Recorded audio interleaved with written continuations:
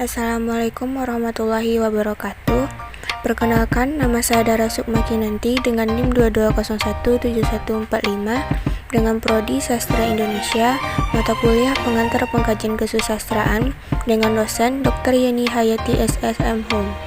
Baiklah, saya akan menjelaskan tentang teori resepsi sastra dan penerapannya.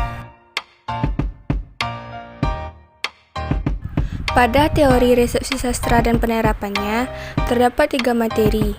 Yang pertama adalah pendekatan pragmatik sastra, yang kedua teori resepsi sastra, yang ketiga kajian pendekatan pragmatik dan teori resepsi sastra dalam mengkaji karya sastra.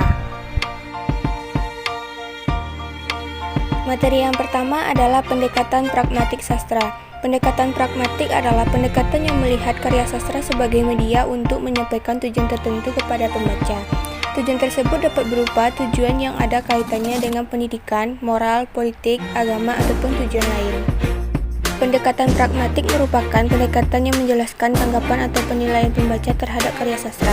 Pragmatik memiliki 5 cabang kajian, yaitu dieksis, implikatur, peranggapan, tindak tutur atau tindak bahasa, dan struktur wacana. Materi yang kedua adalah teori resepsi sastra.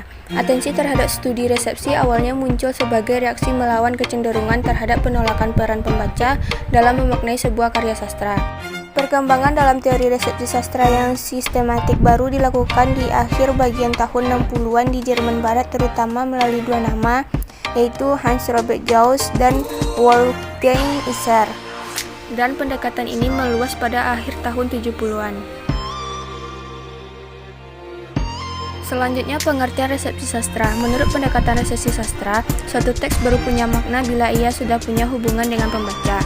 Ratna mengemukakan secara definitif, resepsi sastra adalah sebagai penerimaan atau penyambutan pembaca.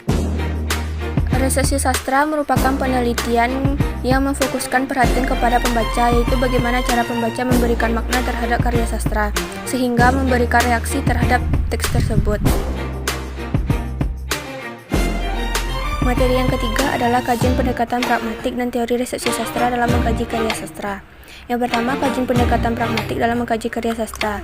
Pendekatan pragmatik mengkaji karya sastra berdasarkan fungsinya untuk memberikan pelajaran moral, agama, maupun fungsi sosial lainnya. Yang kedua, teori resepsi sastra dalam mengkaji karya sastra. Teori resepsi sastra memberikan perhatian kepada pembaca secara penuh. Teori ini melihat cara-cara teks sastra mempengaruhi pembaca secara intelektual dan secara aktif atau perasaan.